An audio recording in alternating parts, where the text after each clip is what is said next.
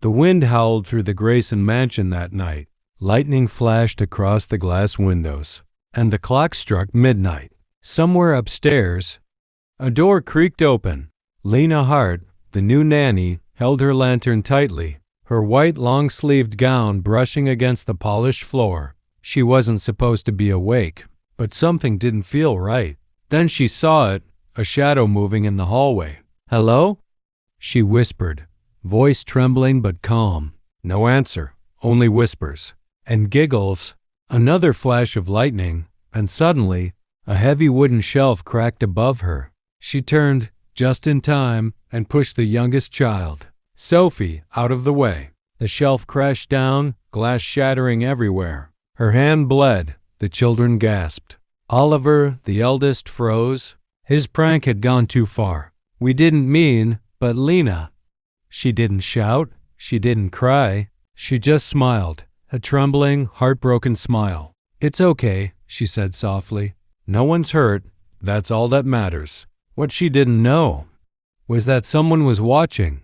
Upstairs, in the dark corner of his study, billionaire Richard Grayson stood frozen in front of the monitor, watching the security feed. He saw everything. Just 7 days before that night, Lena arrived at the mansion calm, polite, and completely unaware of the chaos waiting inside.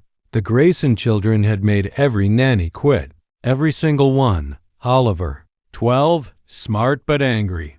Emma and Ethan, 10, clever twins who thrived on mischief. And little Sophie, 6, innocent, yet always following her siblings' lead. Their father was too busy managing empires, meetings, and loss. He'd lost his wife 3 years ago, and with her, he lost his peace. So when Lena walked in with her soft brown hair tied in a neat bun and a gentle smile, she didn't step into a home. She stepped into a storm. The first day, they threw flour on her while she cooked. The next, they locked her in the pantry for an hour. But she never shouted, never raised her hand. She just smiled and said, "I'll still make breakfast for you." The children couldn't understand her calm. They were used to yelling, not patience.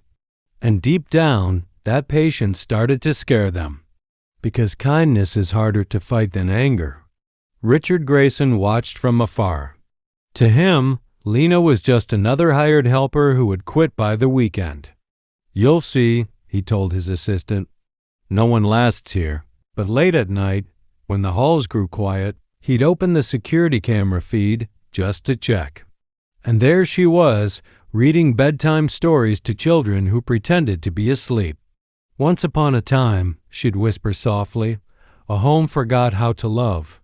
But love found its way back." He didn't know if she was reading to them or to him. The kids gathered in the attic, whispering like little conspirators. "We'll make her run away like the others," Oliver said. "Let's scare her, tonight." They tied strings to doors, placed speakers behind curtains, and planned fake screams and ghost shadows. Only Sophie hesitated. "But she's nice." "She's faking it," Emma hissed. "She just wants Dad's money." That night, thunder roared. The stage was set. Lena walked through the hall, carrying her lantern. The whispers began, fake cries, recorded voices. The door creaked. But then, the prank went wrong. The shelf came loose and would have crushed Sophie if Lena hadn't been there. When the crash echoed through the mansion, Richard rushed to the monitor. His heart stopped. On screen, the nanny was holding Sophie in her arms, blood dripping from her hand, whispering, "You're safe now. No anger, no blame. Only love." For the first time, his heart broke, not from loss but from realization. The next morning, the children sat at the table, heads bowed. Lena served them breakfast with her bandaged hand. "We're sorry," Oliver whispered. "We didn't mean it," Emma added. "We wanted you gone," Ethan murmured. "But you saved Sophie," Sophie said softly. Lena smiled gently. "Mistakes don't define you.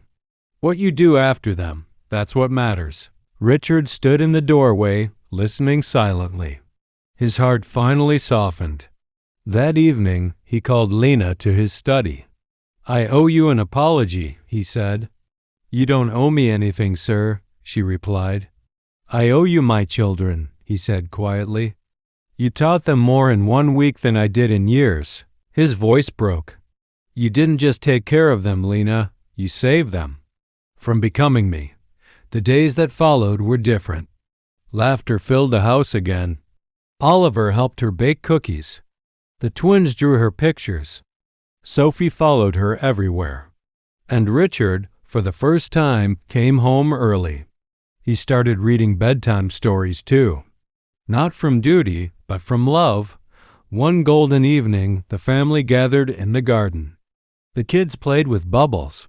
Lena sat on a wooden bench, smiling softly. Richard joined her. "You've changed everything," he said. "No," she replied. "They changed themselves." "I just believed they could." The children ran up and hugged her tightly.